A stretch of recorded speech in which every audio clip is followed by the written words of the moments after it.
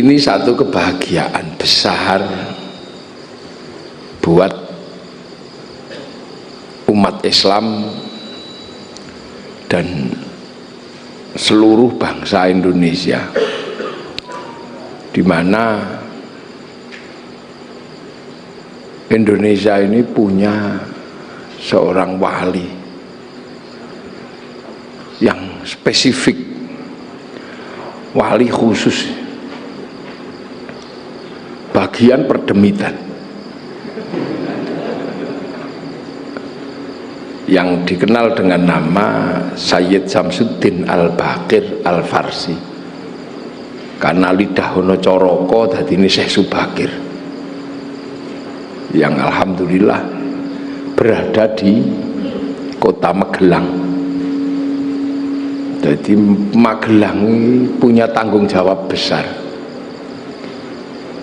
Kalau ndak ngerawat makbarohnya Syekh Subakir dan lupa pada Syekh Subakir, saya khawatir demi Ucul dan itu bisa merusak seluruh tatanan perdemitan di Indonesia. Karena apa? Syekh Subakir ini secara khusus menaklukkan jin yang paling kuat. Jadi secara khusus, di dunia itu ada namanya jin kuat, jin yang rusone ora umum, yang pernah dadi prewangane wong Jawa, khususnya wong Magelang. Ya ini memang jin khusus. Jadi orang Magelang itu dulu memang pusat peradaban terbesar di Jawa waktu itu di sini. Jadi pesisir itu mungkin tasih belum mengenal peradaban yang maju. Jawa Timur bagian timur belum maju, tapi Magelang ini kan pusat peradaban Nusantara yang sangat kuat nih. Magelang nih, sing biyen menyebutnya Kedu, punya kerajaan besar namanya Kerajaan Mataram. Lah pusatnya ya mriki niki, wong masjidé mawon nggih namung teng mriku niku. Masjid, candine Borobudur cuma di situ. Itu candi terbesar di dunia. Jenengan iso bayangno, kalau orang punya candi sebesar itu, betapa kuatnya pemerintah waktu itu yang bangun. Sama, kalau pemerintah itu nanti PAD-nya bagus, ya Islamic Center-nya bagus. Loh, sama. Kalau pemerintah kok kekuatannya kecil, ya bangunnya ya yang kecil-kecil aja.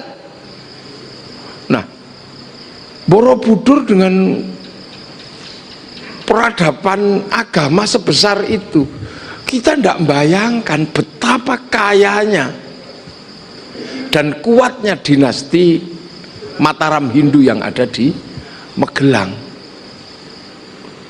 Wong sak Magelang hari ini itu loh, kalau suruh bangun segede Borobudur, mencret.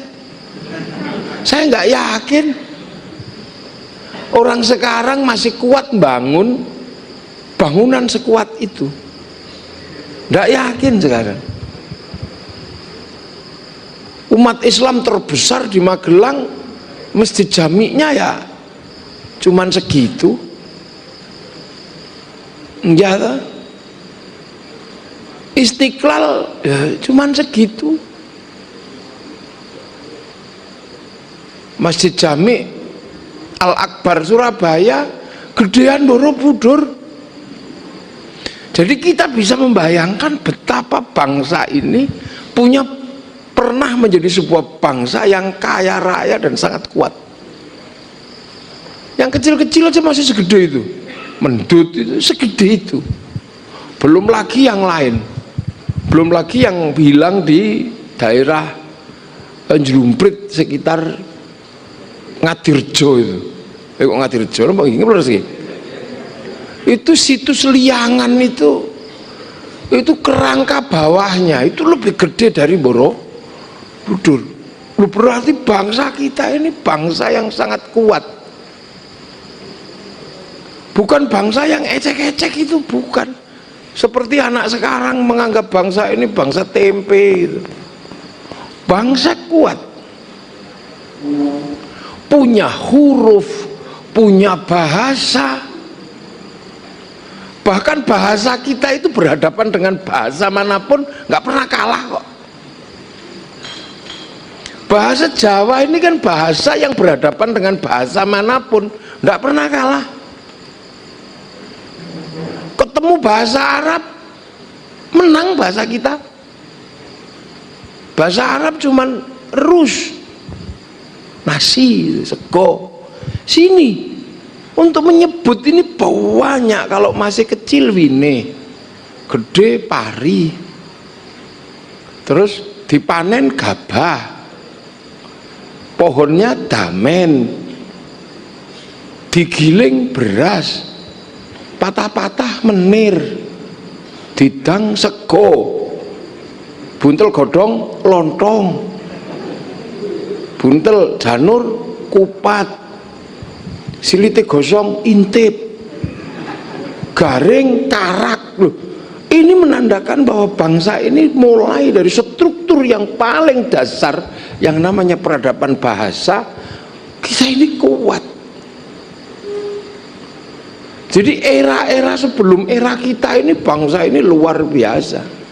Jadi kalau kita punya harapan bangsa ini akan bangkit menjadi bangsa adidaya di dunia, itu bukan sesuatu yang mustahil karena bibitnya ada. Mana ada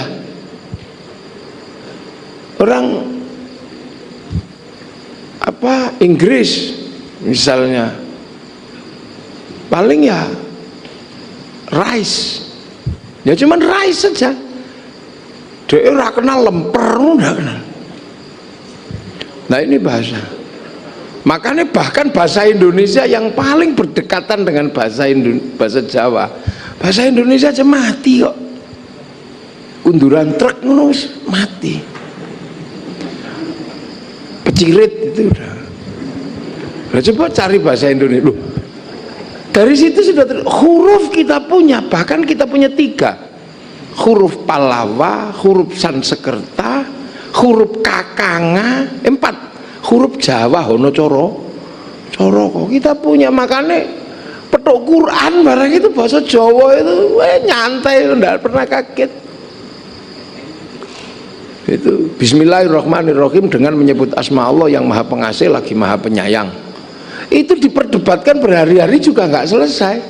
Apa bedanya pengasih sama penyayang? Tapi begitu bahasa Jawa beres. Bismillah kelawan nyebut asmane Allah Ar-Rahman zat kang welas asih dalam dunya lan akhirat, Ar-Rahim kang welas asih dalam akhirat bloko beres. Ora ono sing komplain. Asyhadu an la ilaha illallah wa asyhadu anna Muhammadar Rasulullah. Mumpung ada buka jari. Ini kalau buka jari bisa bermasalah ini karena berkait dengan kata-kata dan pasal. Saya bersaksi tidak ada Tuhan selain Allah. Itu bagi bahasa hukum bermasalah. Saya nanya Bu Kajari, saksi itu apa?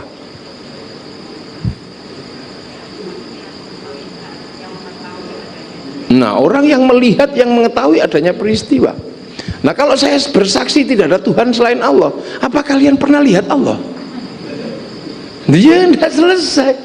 Makanya begitu bahasa Jawa rampung. Asyhadu anak seni sapa ingsun alla ilaha ing yen ora ana pangeran kang wajib disembah kelawan hak iku maujud illallah angin Gusti Allah. Enggak ada perdebatan lagi, udah beres. Bahasa punya, simbol punya. Harus Borobudur segede itu. Artinya dulu di sini ini sebuah bangsa yang memang adidaya. Makanya ini mesti diingatkan kembali biar kita ini tidak pernah minder menjadi orang Indonesia. Kita ini kan selalu minder, seolah-olah kita ini jelek semua. Yang baik itu dari mana-mana. Kulit putih yang baik, kulit hitam jelek. Akhirnya kemudian rambutnya menyuntuk orang Eropa, di merah-merah. Akhirnya jadi LKMD, londo omeng dasi. Ini gejala ini akan terus kalau kita tidak mengingatkan kembali. Sementara rasa cinta dan kebanggaan kepada bangsa itu kalau sudah tidak ada, itulah alamat bahwa bangsa ini akan mengalami kebangkrutan. Kenapa? Karena dia tidak akan pernah bangga memakai produk dalam negerinya. Kenapa Jepang bangkit seperti itu? Orangnya bangga dengan Jepang. Kenapa Korea bangkit dengan Samsung? Karena orang Korea bangga dengan Korea. Orang Cina bangga dengan Cina. Kita ini mulai hari ini mulai diajarkan untuk tidak bangga menjadi orang Indonesia. Punya polisi jelek, punya tentara jelek, presiden diolok-olok, punya tumpeng jelek, tahlilan jelek, ingkung jelek, punya merah putih jelek, Pancasila jelek. Loh, ini terus, dan ini sistematis. Cepat atau lambat akan meruntuhkan namanya nation state atau bangsa dan negara. Ini hanya masalah waktu. Sudah mulai tidak bangga. Yang Islam tidak bangga dengan Islam Indonesianya. Yang modern nggak bangga kalau tidak Eropa. Ini mulai harus diingat karena apa? Ini milenial. Milenial ini tantangannya semakin berat. Karena orang milenial itu tidak butuh orang lain. Dulu orang mau masak gulai butuh ahli gulai. Sekarang mana ada orang butuh ahli gulai mendatangi pemilik gulai, pemasak gulai. Enggak, tutorial.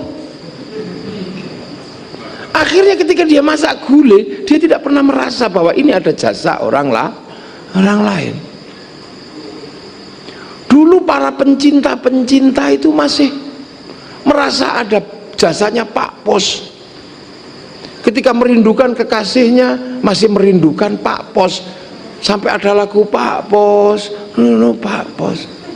Sekarang orang tidak lagi membutuhkan orang lain. Pak Pos sudah tidak dibutuhkan. Kenapa? Langsung WA. Tidak ada lagi kata-kata mutiara, tidak lagi kata-kata cinta, nggak ada lagi kata-kata rindu. Tidak lagi tertulis di aku merindukanmu. Entah kenapa malam hari ini bayang-bayangmu lekat di hadapanku. Semenjak kepergianmu bertugas di militer, aku merindukanmu. Tapi aku nggak apa-apa karena aku tahu itu adalah masa depanmu dan masa depan kita. Tapi kupaksakan menulis saja rindu karena rinduku sudah gak bisa kutahan. Dan aku yakin kau pun merindukanku. Karena aku tahu malam hari ini kau dan aku sedang duduk di bawah sinar rembulan yang sama. Dan itu terus cari kertas. Lahir simbiosis dari masalah cinta. Ada pabrik kertas yang berwarna pink, yang baunya mawar bukan bau melati.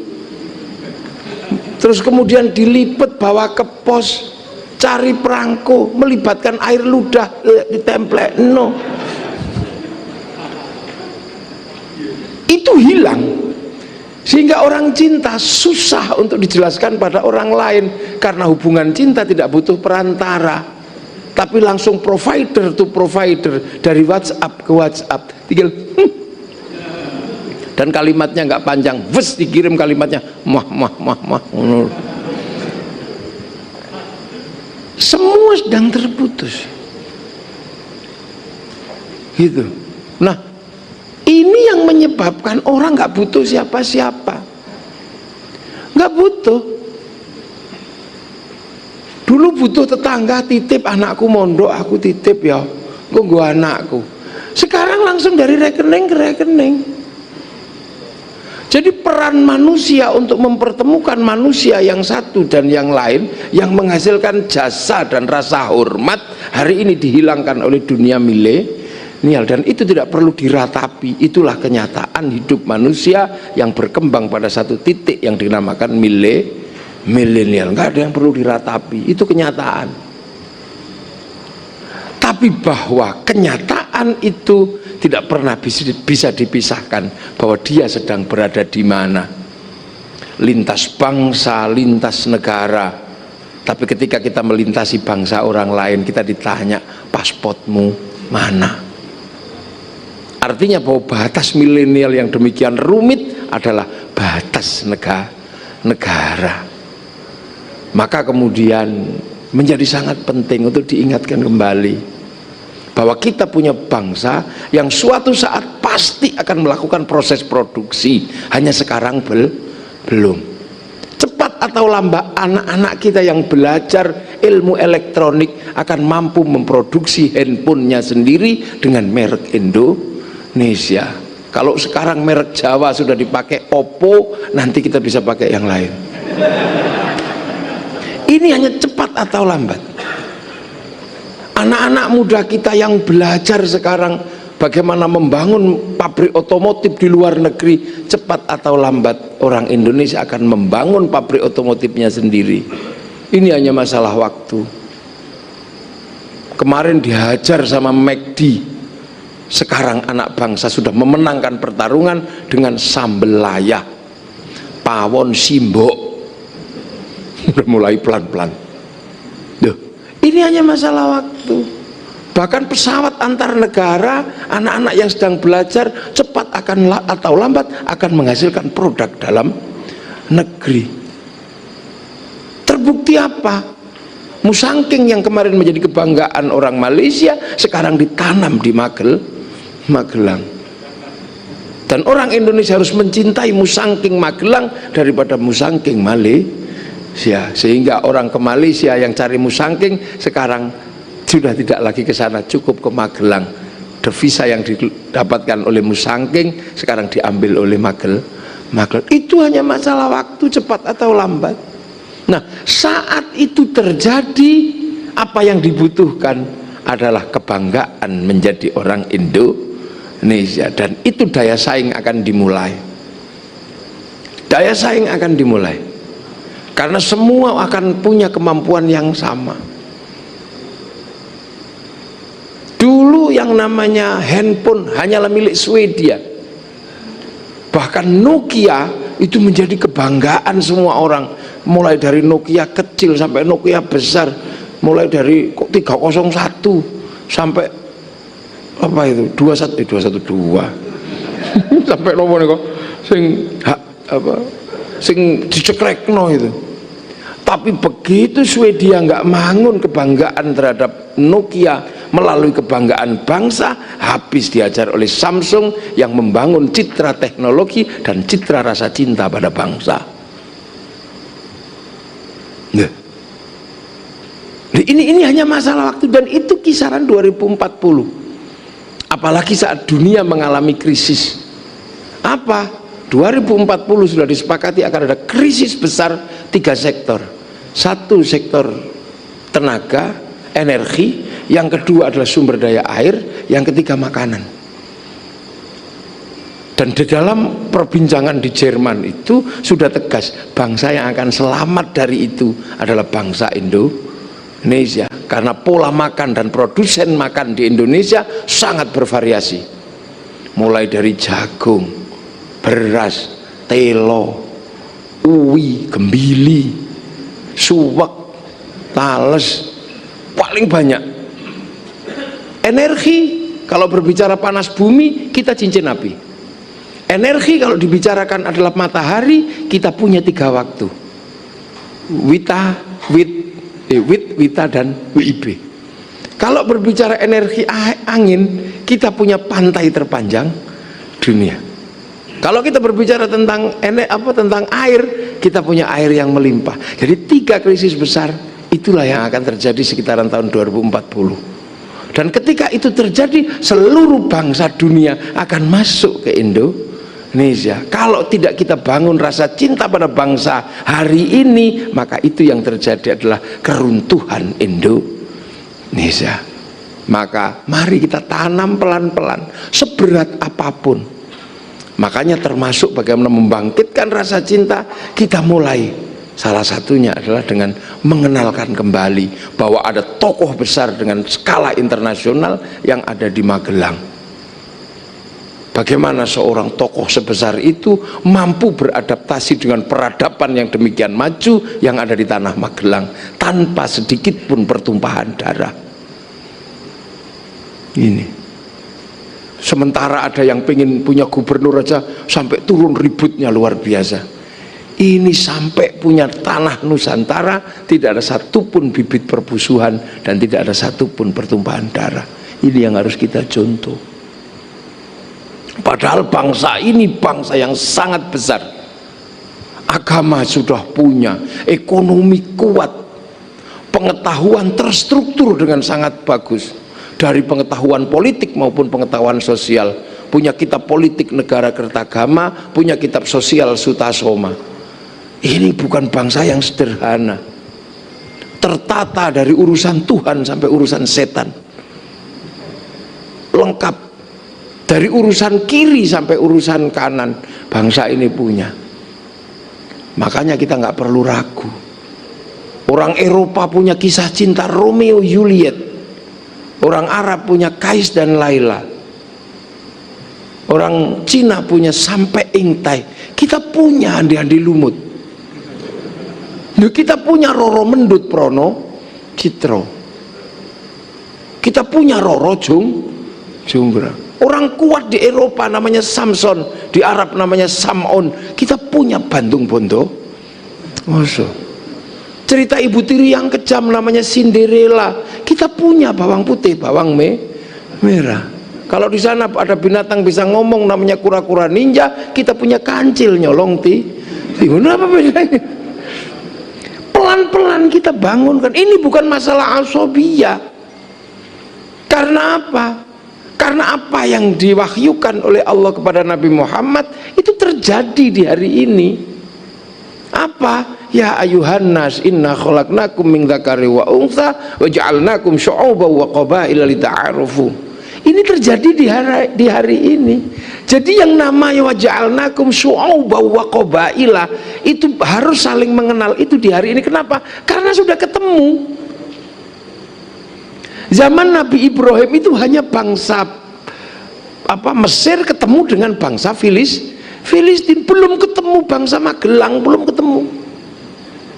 Nabi Musa itu baru ketemu bangsa Mesir sama bangsa Filistin, ketemu Bani Israel, belum ketemu orang Temanggung, apalagi orang Madura, ada Remak, itu belum ketemu.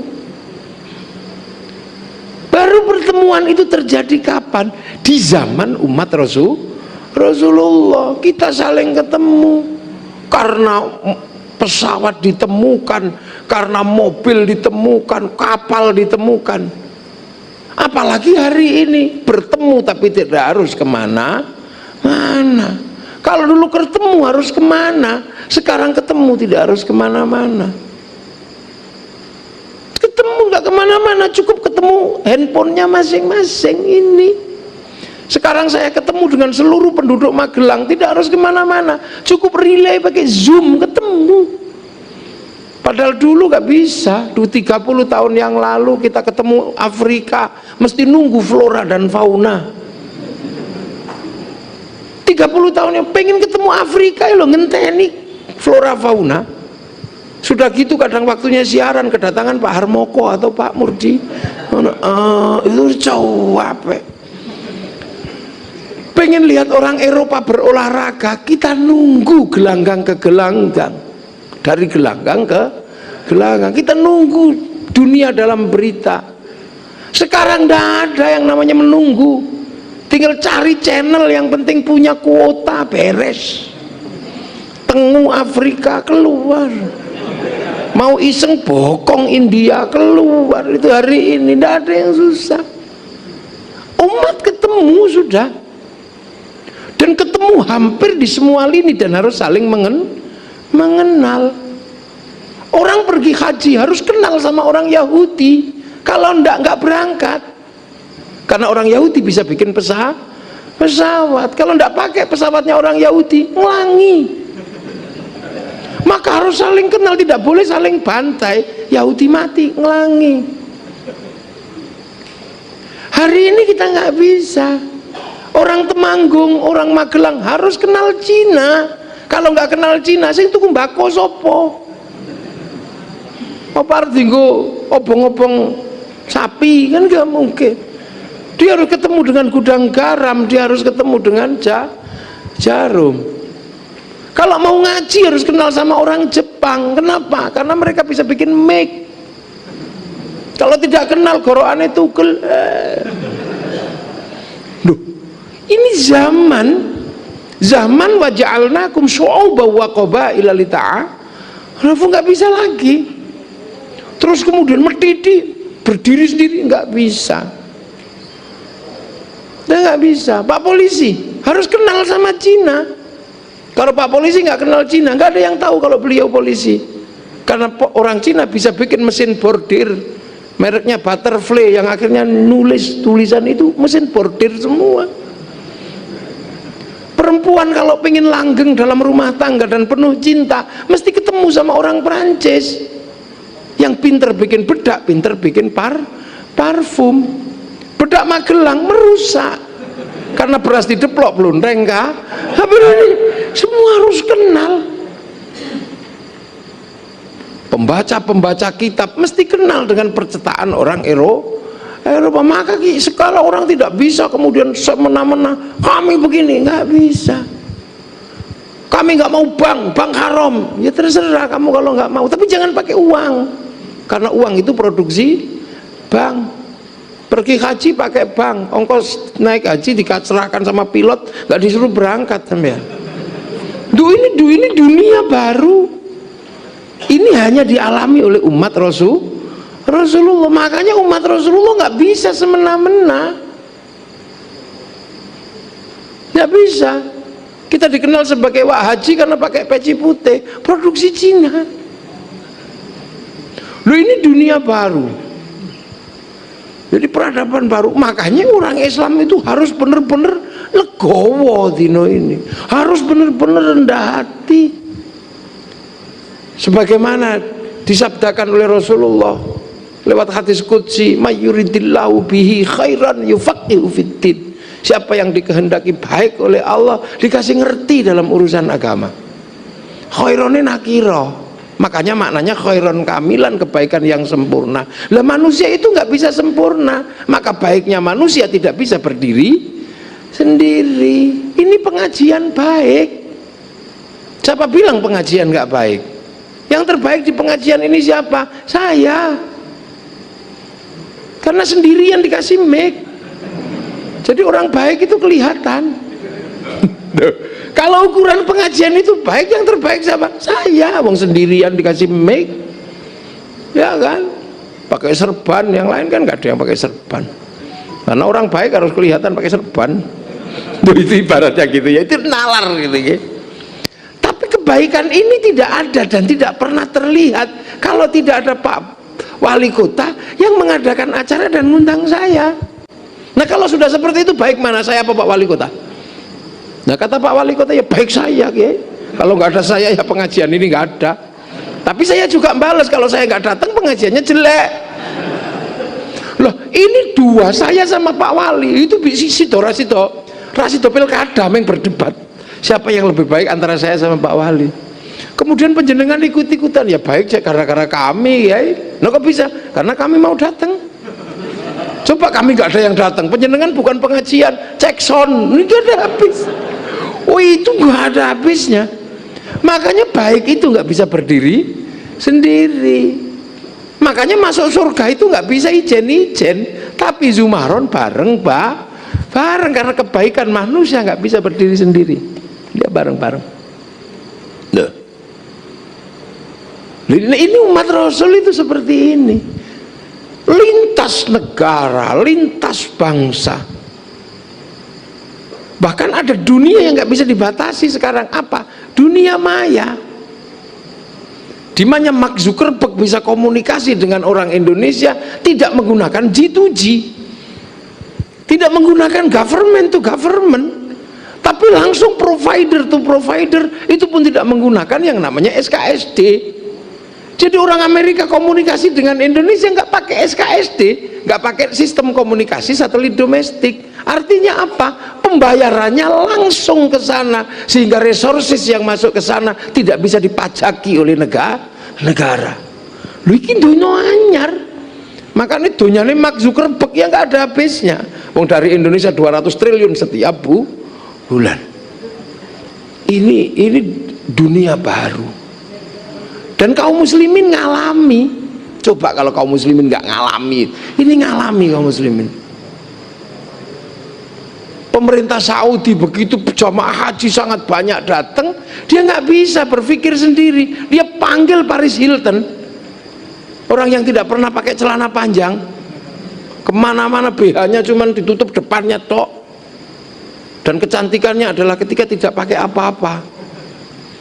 Dipanggil ke sana, tolong jamaah haji ini kamu urus. Caranya gimana tuan? Bangunkan hotel sesuai dengan brandedmu. Makanya kemudian ada hotel Hilton di samping Ka'bah, persis di dalam pelataran Masjidil Haram. Itu mau ngomong apa kalau udah kayak begitu?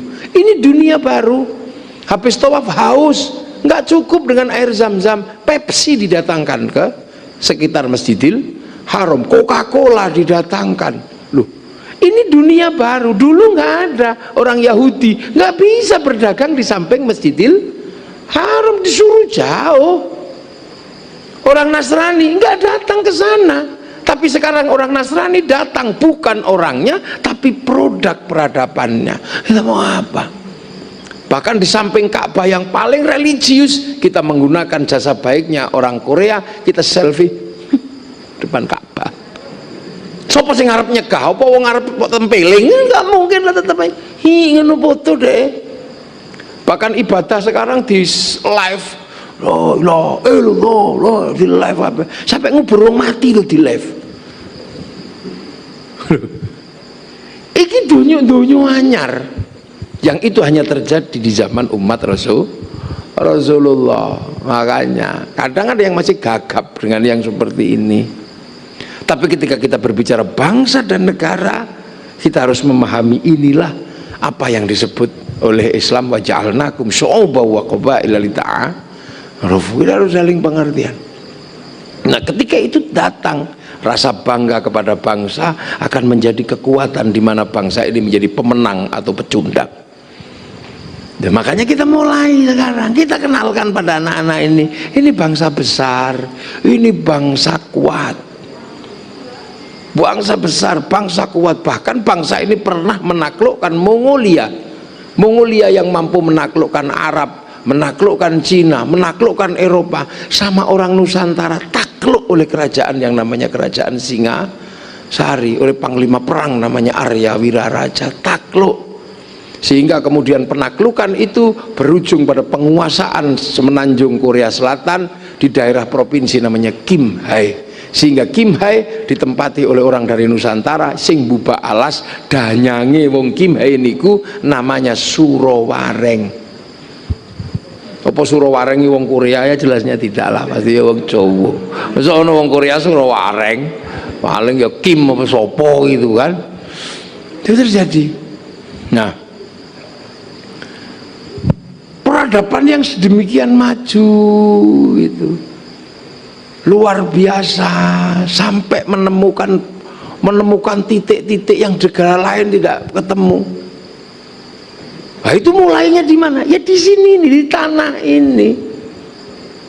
Makanya tanah ini punya sumbangan yang sangat besar terhadap Republik Indonesia, sumbangan peradaban dan sumbangan sejarah yang harus dirawat oleh orang-orang yang memahami bangsanya dan memahami sejarahnya. Maka hati-hati memilih pemimpin menjadi wali kota Magelang.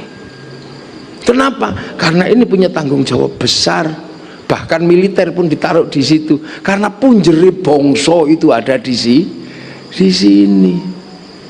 Kenapa bangsa ini hiruk pikuk perang agama sudah tidak terjadi? Kalaupun kecil-kecil, karena dulu sudah rukun di sini. Konflik antar bangsa itu pertama kali terbesar antar agama itu di Magelang dan sekitarnya. Yang lain belum ribut antar agama, warung petuk. Di sini sudah terjadi konflik agama yang luar biasa sekitar tahun 800. Karena tiba-tiba ada anaknya Wangsa Hindu pindah menjadi agama Buddha. Mu'alaf lah caranya gitu. Nah biasa lah, mu'alaf itu kan galak-galak. Pokoknya kalau orang habis pindah agama itu untuk menunjukkan kepindahannya secara serius, mereka kan galak-galak.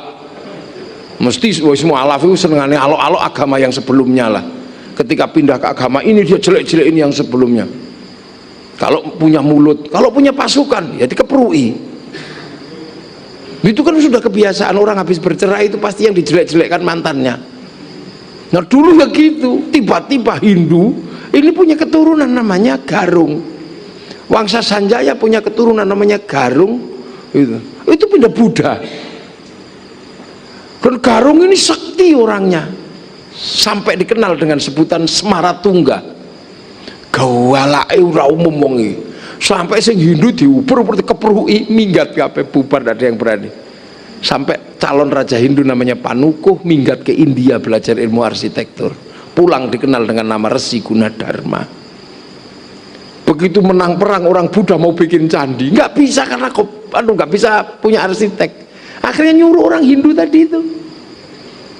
Sehingga si Panukuh disuruh bangun candi atau Gunadarma, maka dibangunlah candi Hindu, candi Buddha, tapi arsiteknya orang Hindu. Maka kemudian di Jawa ada candi Buddha, modelnya Hindu, namanya Sambara Budura yang dikenal dengan nama Mboro Budur. Tiba-tiba anak Garung atau Semaratungga yang namanya Pramodawardhani jatuh cinta sama Panukuh. Bayangkan orang anti Hindu, tiba-tiba anaknya jatuh cinta sama orang Hindu. Ya mau nggak mau, namanya anak sudah jatuh cinta dan nggak punya pilihan lain semata wayang, ya dinikahkan. Maka terjadilah pernikahan Hindu Buddha. Dan kemudian Panukuh menjadi pewaris kerajaan Buddha, bergelar Rakai Pikatan. Makanya kalau ribut gak usah serius-serius, biasa aja.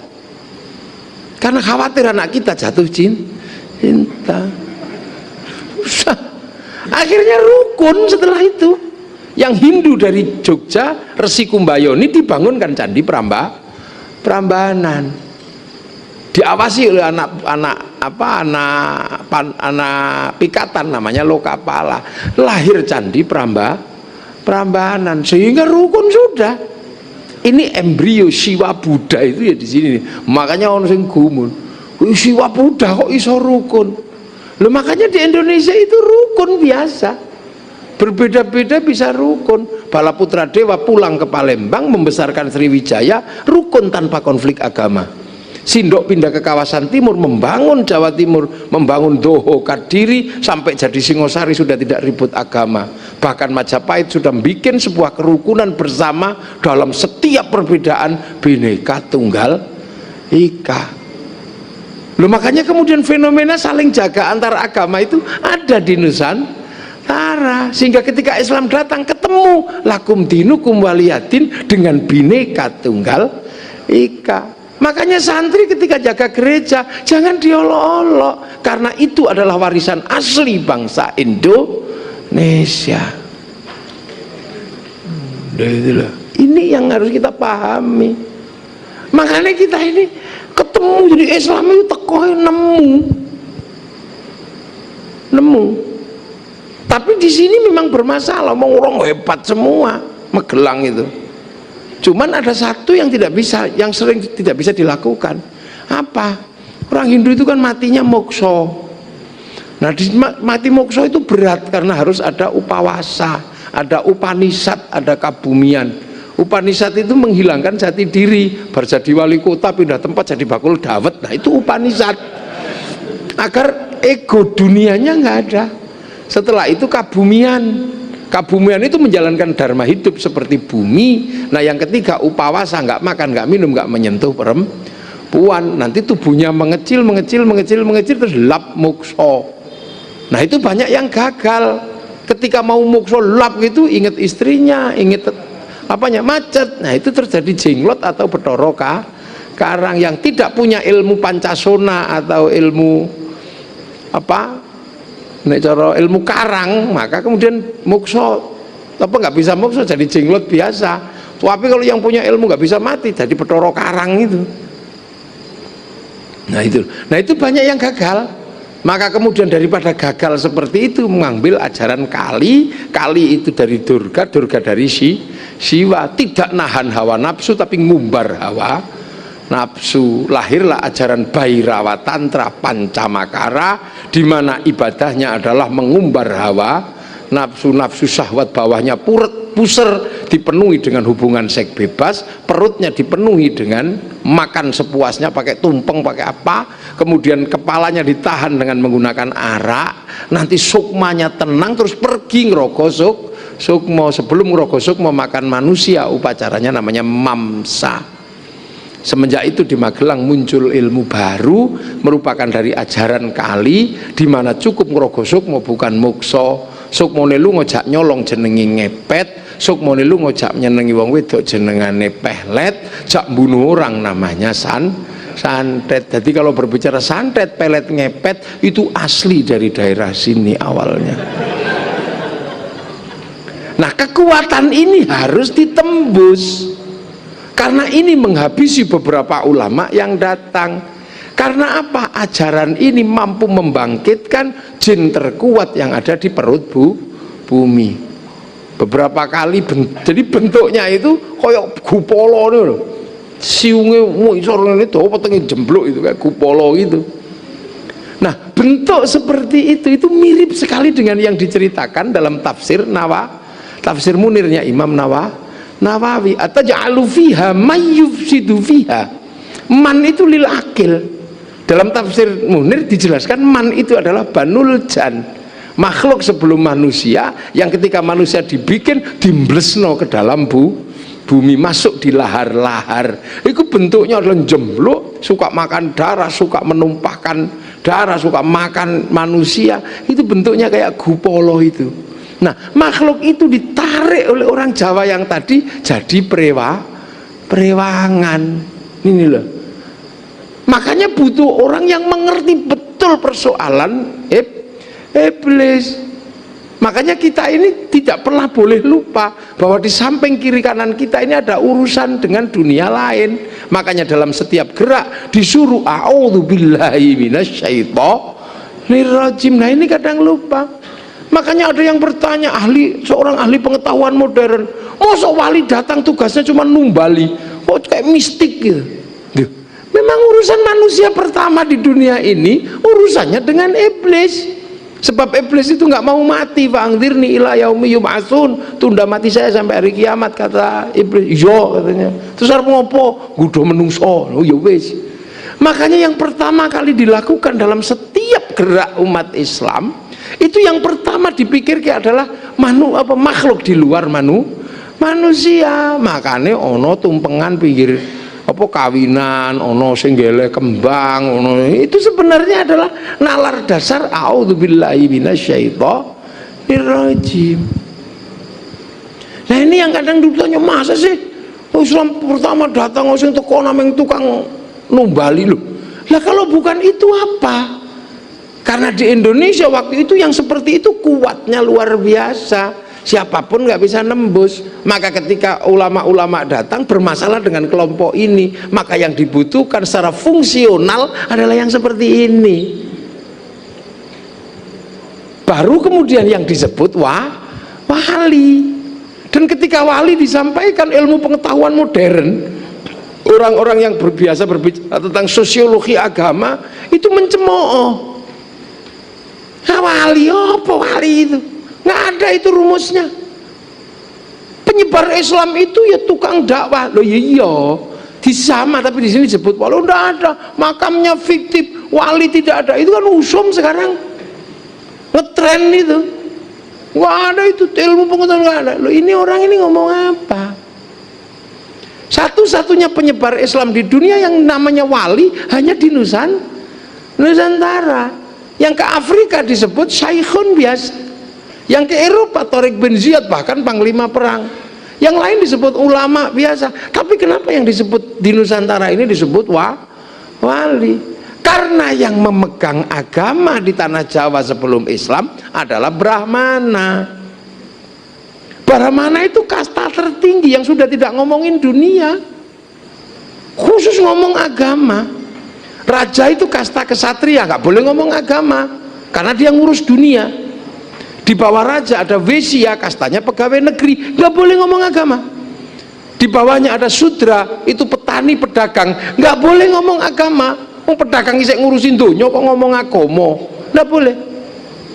Di bawahnya ada Paria, nah Paria itu pengemis, nggak boleh ngomong agama, pengemis kok ngomong agama. Di bawahnya ada Kuca, Kuca itu tukang ngentit. Ya, yang ngentit bansos lah Kuca itu. Kuca itu tukang ngentit. Di bawahnya ada Meleka, Meleka itu maling tapi kalau ketahuan lari. Di bawah Meleka ada Candala, maling tapi kalau ketahuan berani begal. Semua tidak ada yang boleh ngomong agama. Makanya ketika ada yang cerita bahwa Islam Indonesia disebarkan oleh saudagar, nggak jalan, buktinya nggak ada.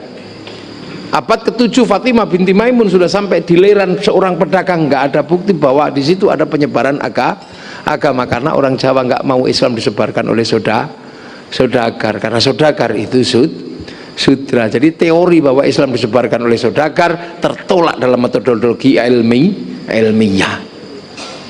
Lah kenapa wali? Ya yang punya kedudukan setara dengan Brahmana itu wali. Wali itulah khaufun alaihim walahum yakin, nggak ada ketakutan, nggak ada kekhawatiran apa-apa, karena punya sistem online sendiri terhadap Allah. Setelah Rasul dia punya sistem online sendiri.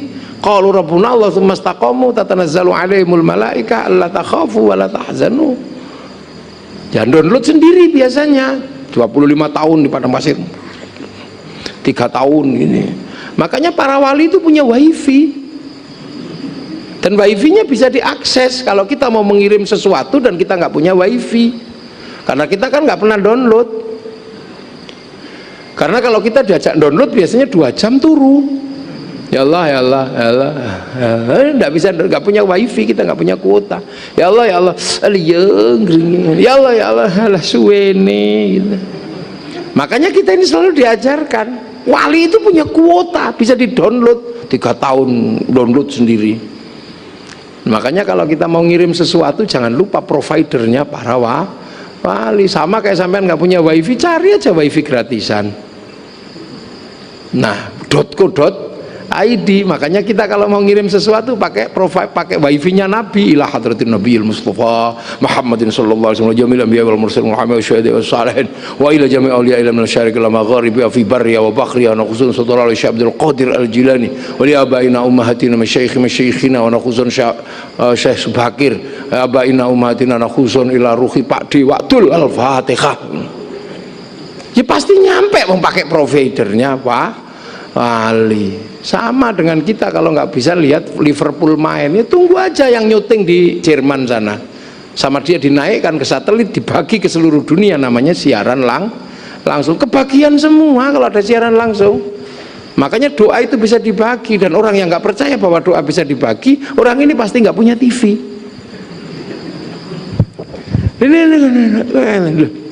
Wali yang punya konsep setara Brahmana itu wali, dan Brahmana itu sakti karena dekat dengan Sang Hyang Widi. Loh, makanya sejarah pengislaman para wali itu dominan dengan cerita karomah, karena yang dihadapi ini adalah orang-orang keramat semua. Brahmana itu hujan gimana itu luka sobek itu yang hilang. Nah yang bawa Islam ya harus wali yang punya karomah. Setingkat di bawahnya adalah kiai punya mauna.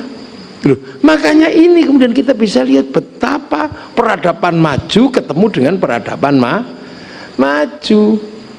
Baru setelah urusan perdemitannya itu beres, baru bisa dilakukan pekerjaan dakwah, karena sudah tidak khawatir dipangan demit Jawa, karena dilakukan oleh Syekh Subakir ini. Ditumbali lah bahasanya itu.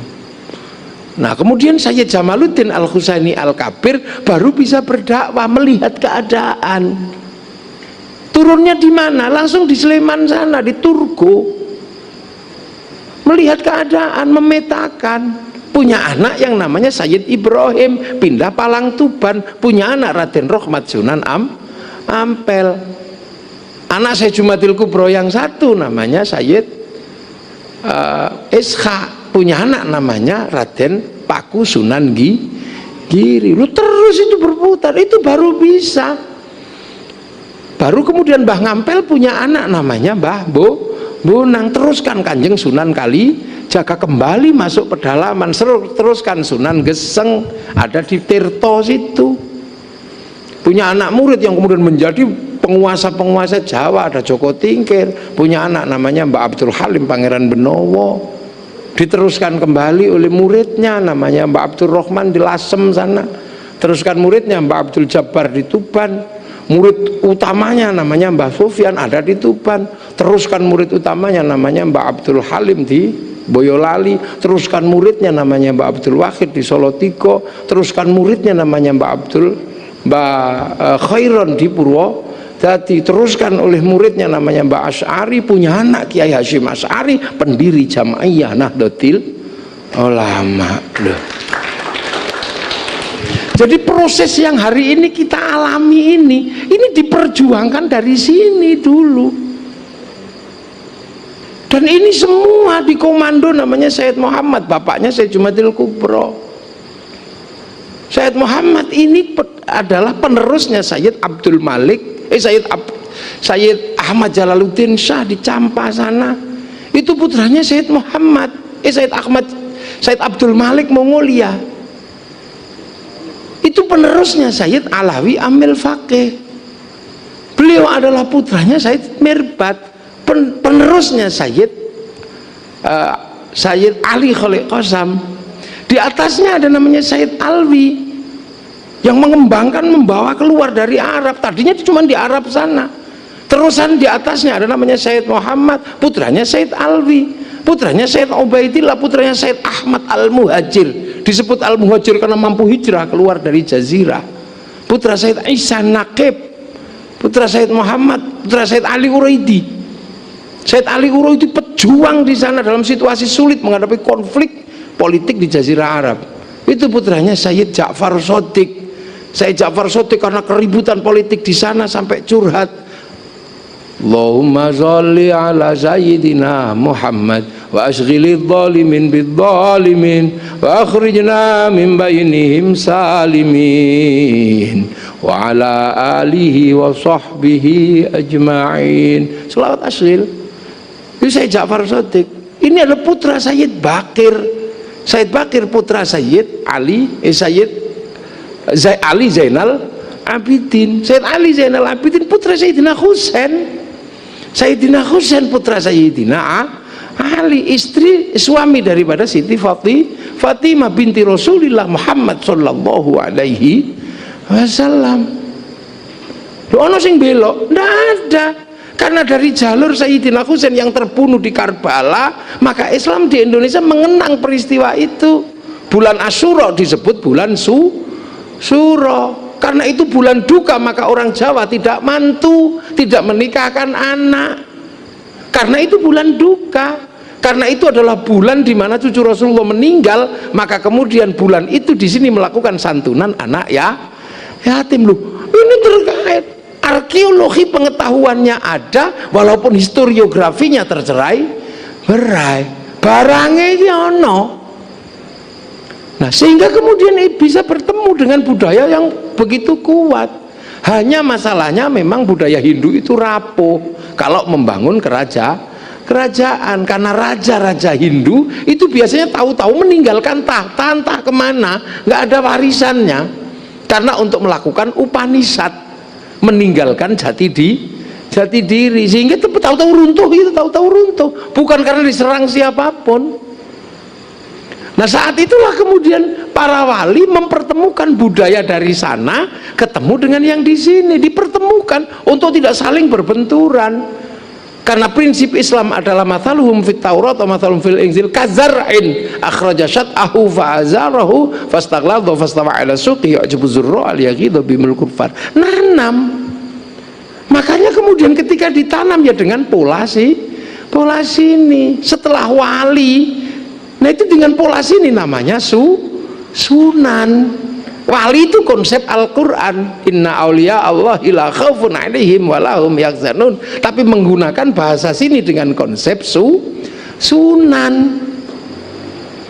Yang al-ulama warasatul anbiya ditanam di sini, ketemu dengan budaya sini. Jadi kekuatan teologi ketemu dengan budaya sosiologi antropologi di sini harus dipertemukan.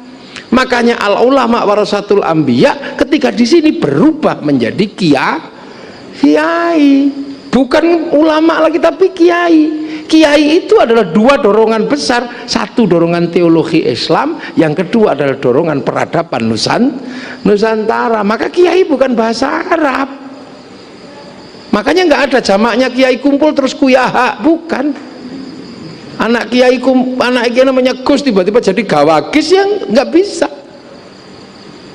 Loh, makanya kemudian kiai ini kumpul bertemu dengan peradaban sini. Makanya kiai itu tidak semata-mata ustadzun, tidak semata-mata ulama. Ketemu dengan tombak Kiai Pleret, ketemu dengan kebu Kiai Selamet. Maka representasi kiai adalah representasi peradaban, alim secara diniyah, alim secara sosial. Dia juga harus setajam tombak Kiai Pleret. Maka kiai kudu yo iso nyuwuk barang. Nah, loh, ini pertemuan. Sistem kebudayaan dipertemukan. Nah, kemudian yang punya patron kepada kiai ini yang disebut santri, bukan tilmidun atau muridun, tapi santri. Santri adalah dorongan teologis dan dorongan situasi sosial. Makanya yang namanya santri tidak semuanya alim, tapi siapapun yang punya kecenderungan kepada seorang kiai itu disebut santri.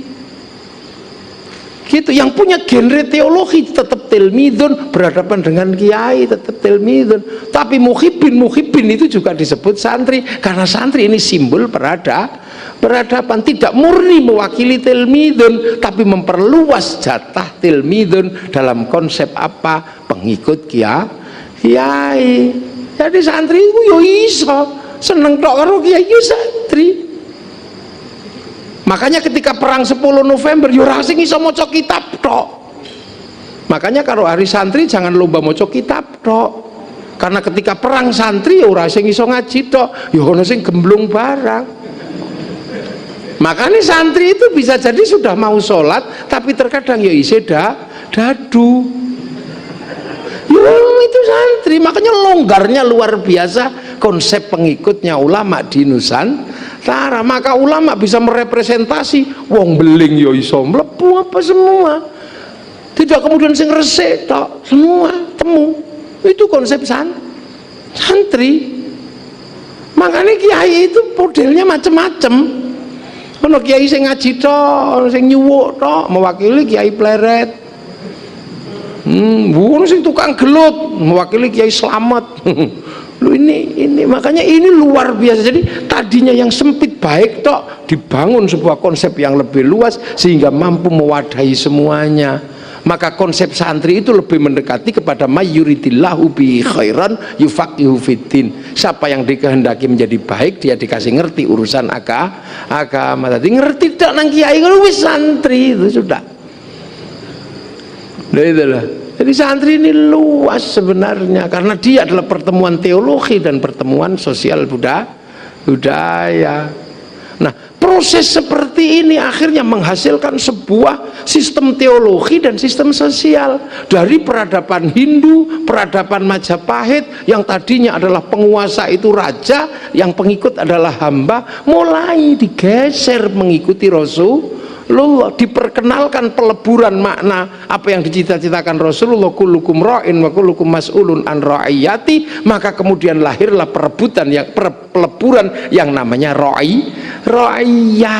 Jadi ra'iyah itu adalah pertemuan dari yang tadinya raja dan hamba menjadi orang yang saling bertanggung jawab. Maka di Indonesia semua bertanggung jawab bayar pajak, semua bertanggung jawab bayar pajak. Ada ditilang polisi yang nggak ditanya agamanya apa, sukunya apa. Makanya konsep ra'iyah adalah konsep yang sangat luas untuk menyebut semua manusia yang saling bertanggung jawab dalam sebuah bangsa dan negara. Maka semenjak konsep ra'iyah ditanam dan menjadi rakyat, maka kemudian para ulama tidak lagi mengkafirkan orang, karena sudah ra'iyah.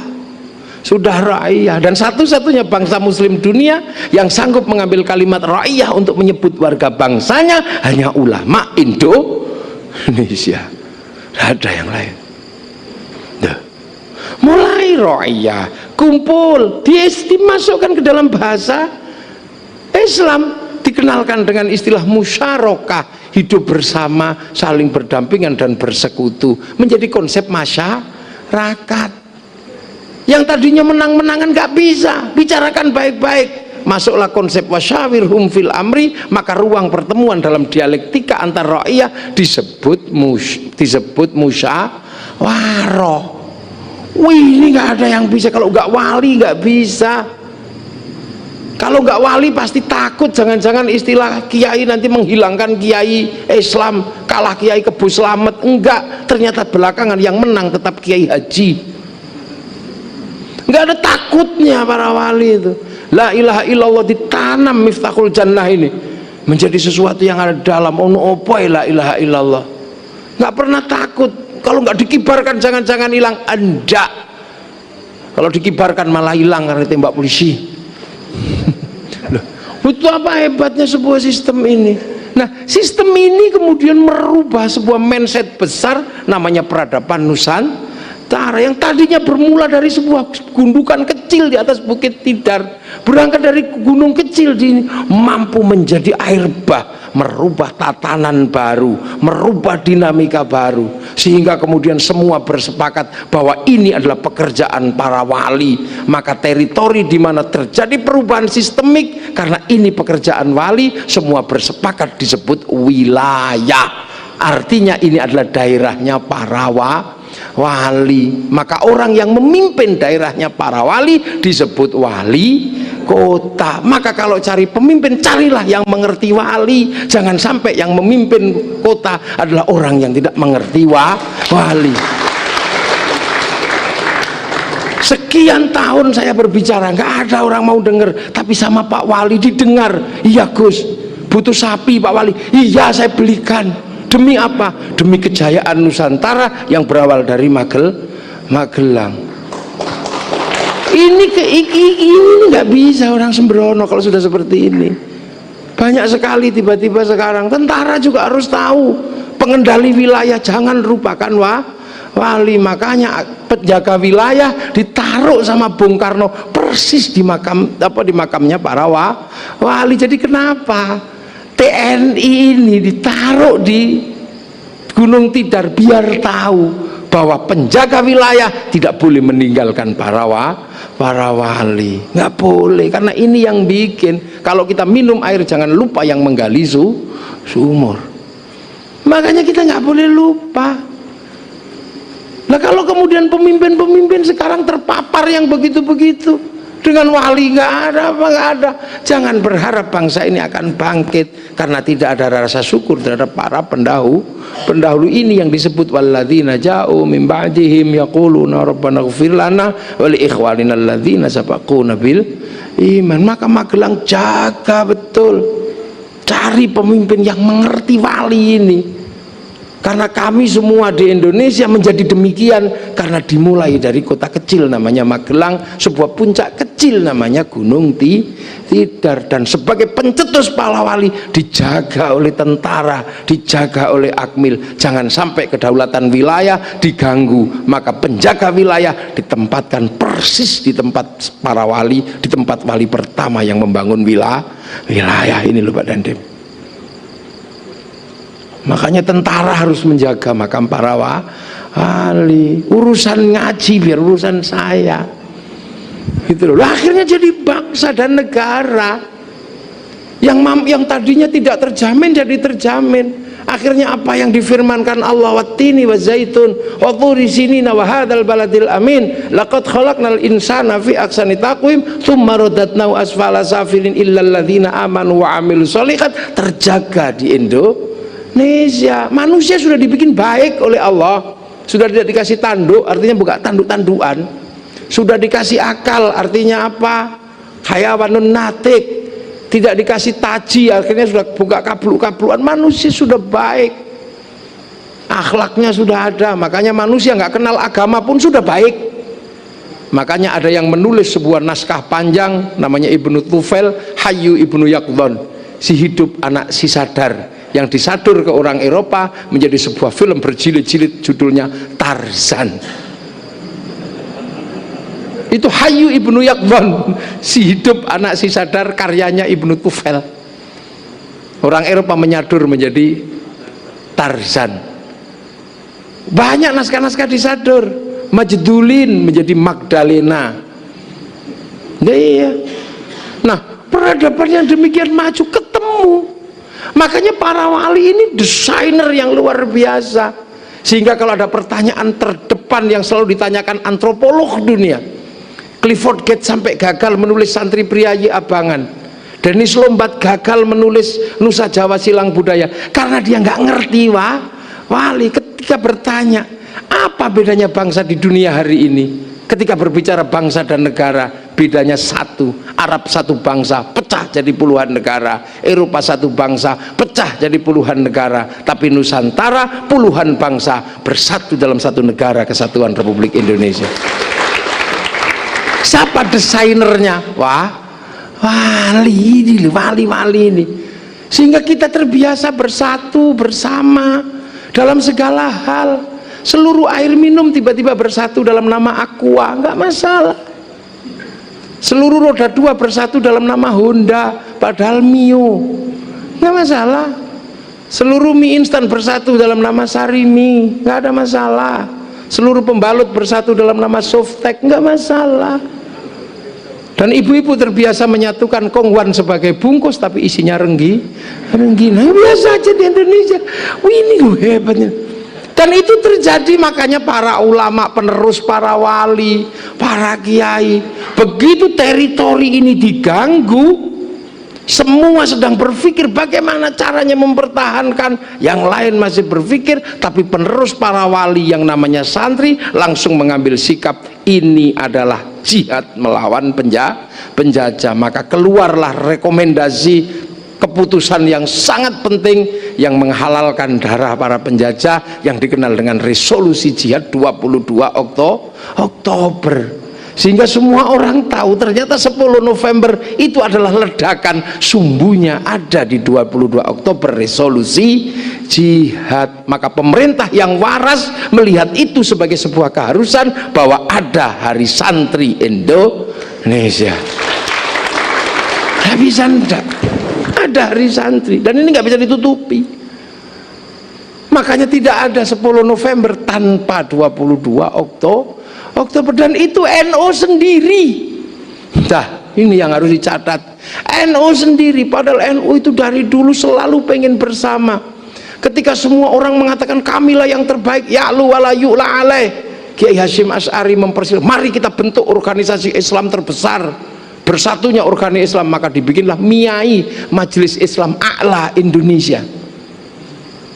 Ya sudah ribut lagi, mari kita bermusyawarah. Kiai Hasyim, tidak apa-apa, kita bikin lembaga musyawarah. Maka berdirilah Majelis Syuro Muslimin Indonesia. Kiai Hasyim selalu pengen bersama.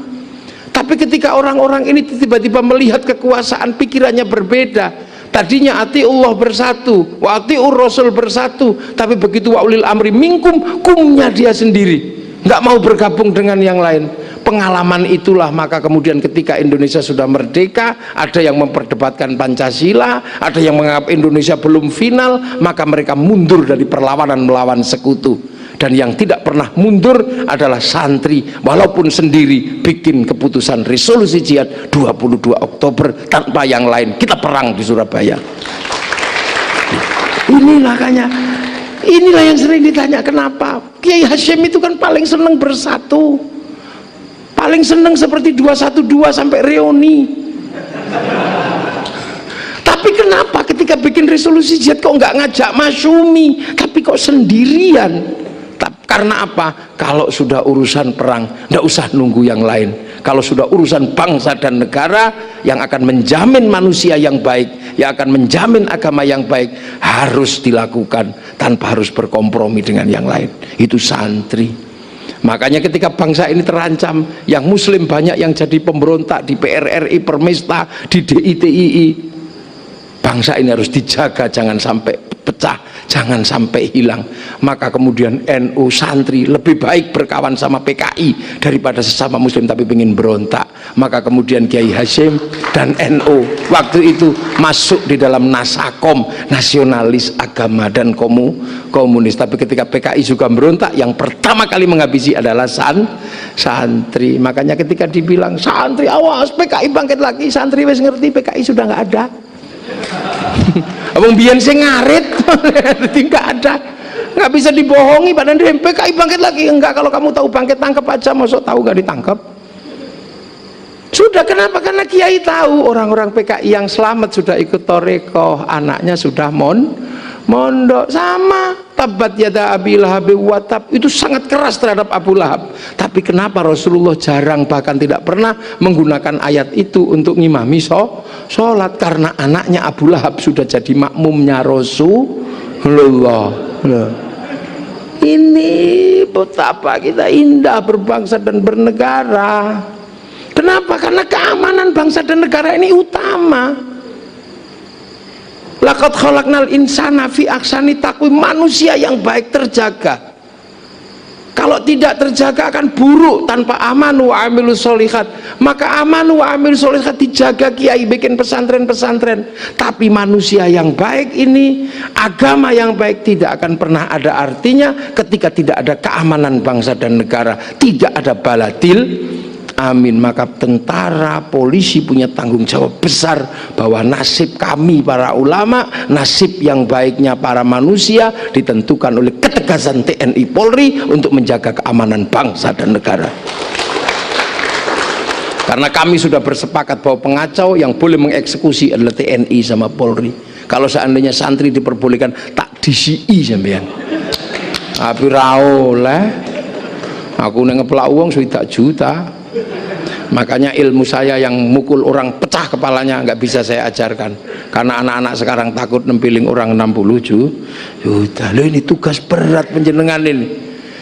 TNI Polri tidak boleh main-main urusan keamanan bangsa dan negara, karena tanpa keamanan bangsa dan negara, manusia yang baik akan hancur, agama yang baik juga akan hancur. Timur Tengah manusianya baik-baik, ganteng-ganteng, agamanya pinter-pinter, remuk semua tanpa keamanan bangsa dan negara. Dan semenjak konflik Iran sampai konflik Suriah, data UNHCR 150 juta urban dari Arab ke Timur Tengah, ke Eropa sudah tidak lagi beragama Islam.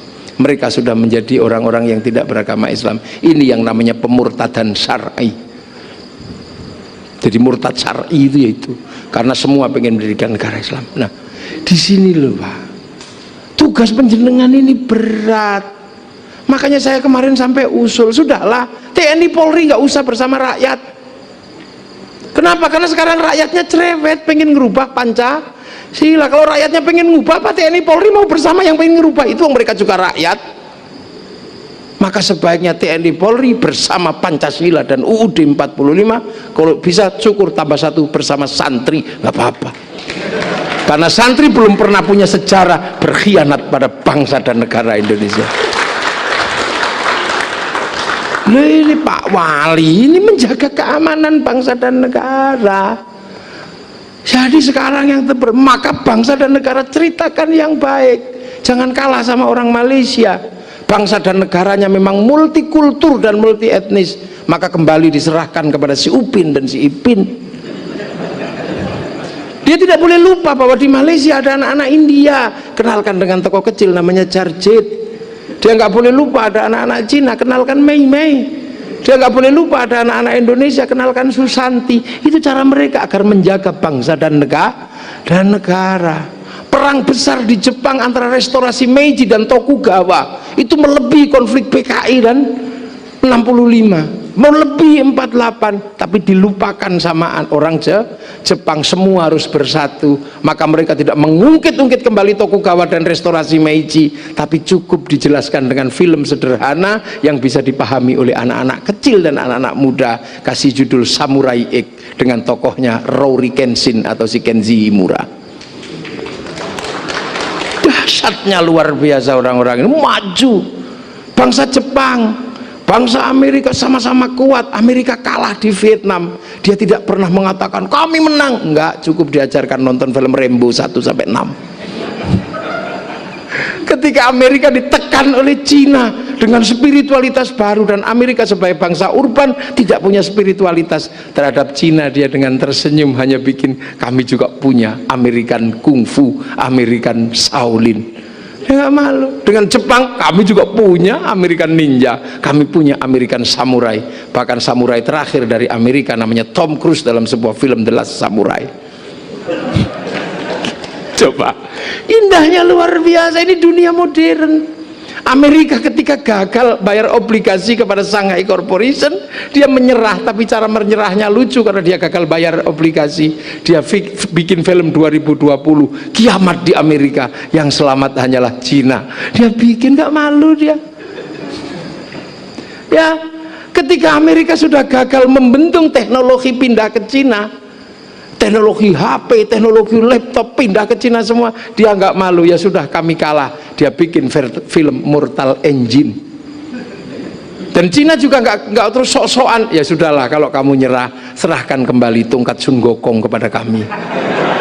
Maka dia bikin film The Forbidden Kingdom, di mana tongkat Sun Gokong diserahkan kembali ke Cina oleh seorang anak kecil Amerika dikawal oleh Jackie Chan. Ini dunia baru, sanepo baru. Makanya Cina ini sebuah bangsa baru nanti. Kalau dia adidaya, hati-hati. Dia sudah tidak ribut masalah agama. Ya tenang aja dia. Orang mau beragama apapun, yang penting apa? Yang penting produktif.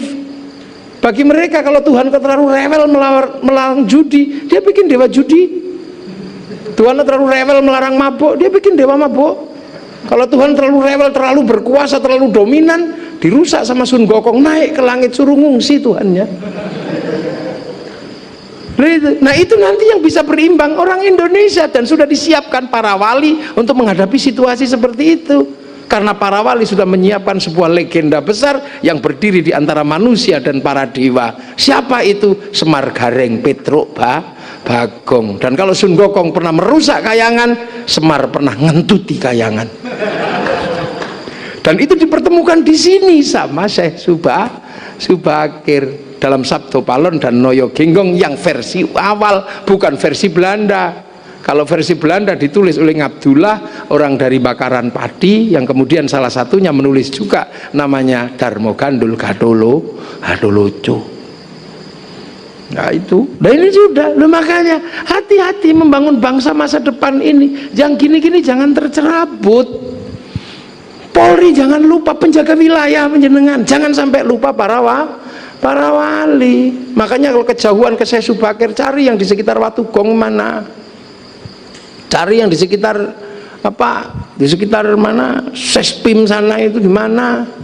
Cari makam wali di sekitar Cilangkap mana. Itu karena apa? Penjaga wilayah. Masa nggak kenal dengan yang membangun wilayah? Maka jangan sampai dimanapun Kota Magelang jatuh ke orang yang tidak mengerti konsep para wali. Ini bahaya. Ini berat ini. Saya mesti ngomong.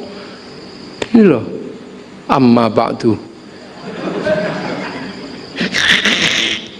Ini hari santri, makanya Masya Allah, ini negara membuka diri, hari santri.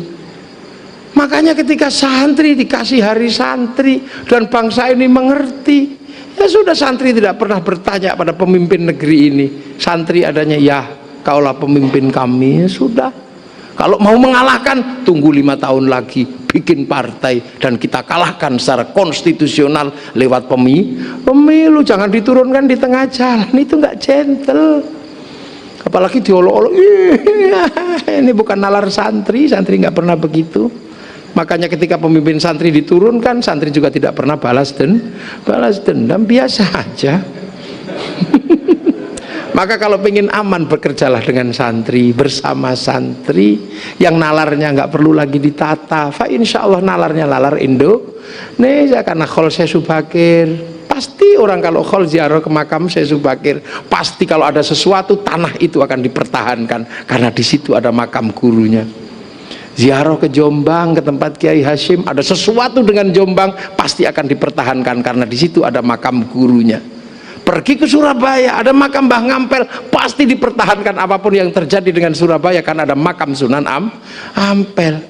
Rasa cinta pada tanah air terpupuk dengan sendirinya ketika berziarah ke makam para gurunya. Tidak perlu lagi diajari hubbul wathon minal iman karena santri sudah menjalankan.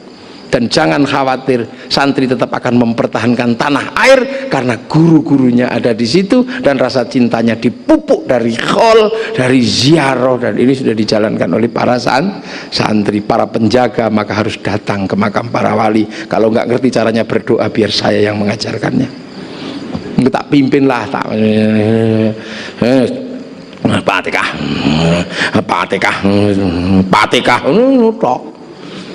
tapi sambil bawa bedil bilang, wahai para wali, engkau dulu bikin wilayah, menciptakan wilayah, kau jaga dengan doa, kau jaga dengan pedang. Bagi kami tidak mengerti itu, kami hanya mengerti menjaga wilayah dengan bedil kami. Kita ini ono apa bedil sowen. Nah kalau dengan dalil urusannya kami lah, para kiai dalili ini. Nah itu makanya TNI Polri senjatanya bedil. Nggak ada TNI Polri kok pentungan, nggak ada. Kalau pentungan nggak mempan, bedilnya keluar. Ini jaga keamanan bangsa dan negara, karena nasib manusia yang baik, nasib agama yang baik ditentukan oleh bangsa dan negara yang aman dalam konsep baladil amin. Bernuwun, assalamualaikum warahmatullahi wabarakatuh.